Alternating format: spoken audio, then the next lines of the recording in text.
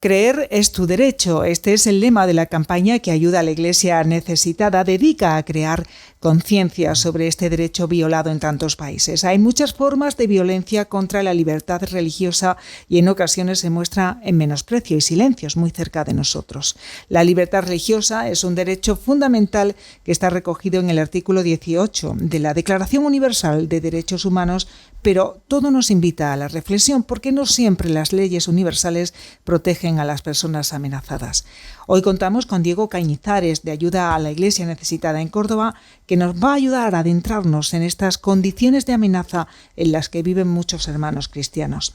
Para generar esta reflexión, Ayuda a la Iglesia Necesitada publica cada año el Informe de Libertad Religiosa en el Mundo, que en Córdoba será presentado el próximo 13 de octubre a las 7 de la tarde en el Centro de Magisterio Sagrado Corazón. Este informe revela que la persecución por causa de la fe se ha agudizado y también ha aumentado la impunidad.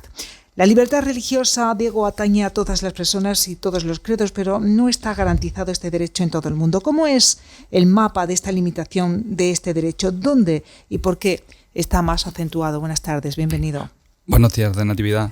Pues mira, según nos revela el Informe de Libertad Religiosa en el Mundo de 2023, la persecución por causa de la fe se ha agudizado y ha tenido un aumento la impunidad. El 47% de los países más peligrosos del mundo, la situación de la libertad religiosa ha empeorado en estos 2 últimos años y rara vez o nunca los atacantes han sido procesados por la justicia. El 62,5% de la población mundial, casi 4.900 millones de personas, viven en países donde hay violaciones graves o muy graves de la libertad religiosa. Las comunidades creyentes minoritarias, muchas de ellas, pues están cada vez más asfixiadas y en muchos casos corren peligro de extinguirse. La religión cristiana sigue siendo la más perseguida. El 22% de los cristianos del mundo viven en países donde no se respeta la libertad religiosa. Son casi 573 millones de cristianos los que viven en países donde se viola la libertad religiosa. Entre otras consecuencias, pues se utiliza la vigilancia de masa, restricciones económicas, ataques al patrimonio cultural, ataques terroristas, leyes anticonversión, manipulación electoral y manipulación de registros de la población. Entre los países que sufren pues estas consecuencias, pues en el ámbito nacional étnico-religioso, en la zona de Asia, pues genocidio, destrucción de edificios religiosos, amenazas existenciales con respecto a las pequeñas comunidades, leyes anticonversión. En otro ámbito hay otros gobiernos autoritarios como los que se están produciendo, los sucesos se están produciendo en Nicaragua, Venezuela, en los países de Sudamérica, con una violencia sistemática de la libertad religiosa, con la expulsión de la Iglesia en las comunidades cristianas y ataques feroces contra la Iglesia. O otras, como por ejemplo en China o Corea del Norte, donde se ejerce una represión y una vigilancia sistemática y extrema de grupos religiosos. Y en Oriente Medio pues, y África, fundamentalmente el extremismo islamista, que se ha aumentado el número de ataques terroristas y una discriminación sistemática y asesinatos de cristianos todos los días. Es un mapa desolador, la persecución en el mundo a cristianos que como tú y como yo quieren ejercer su derecho a creer. Sin embargo, también Ayuda a la Iglesia Necesitada hace un llamamiento para que todo el mundo se una en la web Creer es tu derecho. ¿Somos sensibles, Diego, a esta defensa que desde aquí podemos hacer de la libertad para creer? Pues mira, somos sensibles a medias. La libertad religiosa no es un derecho de segunda ni es un privilegio que podamos tener los creyentes. El derecho internacional y los derechos humanos lo reconocen y el contenido esencial e íntegro de la libertad religiosa no es solo su práctica en privado, sino sus expresiones públicas, individuales y colectivas, y merece un reconocimiento y una dimensión institucional.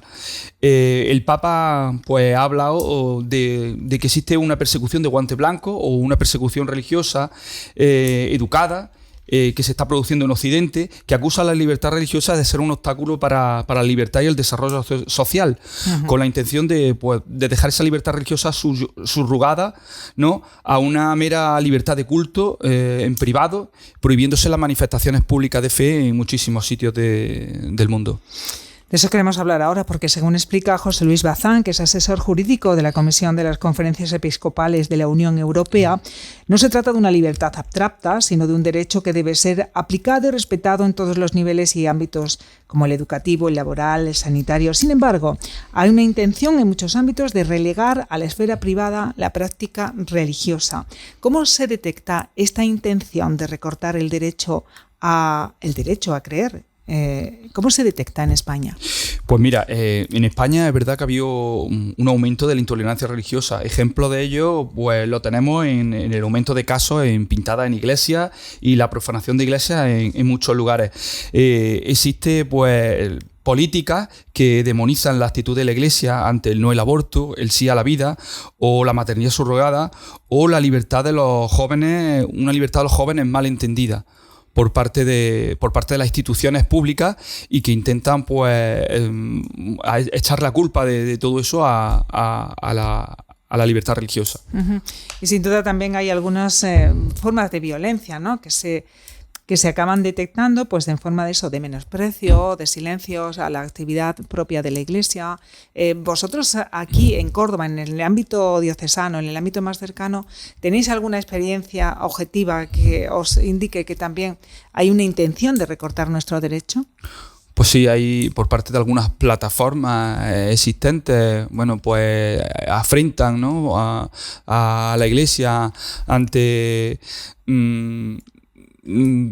situaciones en las que a lo mejor de otra manera la libertad de expresión está más justificada. Sin embargo, en nuestro caso, ocupar, por ejemplo, la vía pública se puede llegar a convertir en un objeto, a lo mejor, de vigilancia especial por parte de la policía, ¿no? Efectivamente, se dan esos casos. Se dan esos casos y nosotros estamos dispuestos a conocer más profundamente este informe. El lanzamiento de la campaña ha sido ya, ha tenido lugar en Madrid esta semana en la Fundación Pablo VI, pero el día 13 de octubre a las 7 de la tarde se va a presentar el informe en el Salón de Actos del Centro de Magisterio Sagrado Corazón, bajo la presidencia del obispo de nuestra diócesis, Monseñor Demetrio Fernández. La presentación del informe estará a cargo de José Fernández Crespo, que es el responsable del Departamento de Promoción de la Fundación Pontificia Ayuda a la Iglesia Necesitada. Pues, ¿de qué manera podemos convocar a todos los que nos escuchan para que el día 13 acudan a esta llamada que hace Ayuda a la Iglesia Necesitada? ¿Están todos invitados? Por supuesto, están todos invitados el día 13 de octubre al informe de libertad religiosa, a la presentación del informe. En esa ocasión, pues, tendremos la oportunidad de conocer más detalles, más cifras y, desde luego, armar más nuestra conciencia sobre cómo los cristianos de otras partes del mundo no tienen la libertad para expresar su sentimiento religioso. Muchísimas gracias a Diego Cañizares, gracias, Nati, de Ayuda a la Iglesia Necesitada. Hasta otra ocasión. Venga, gracias. Adiós, buenos días.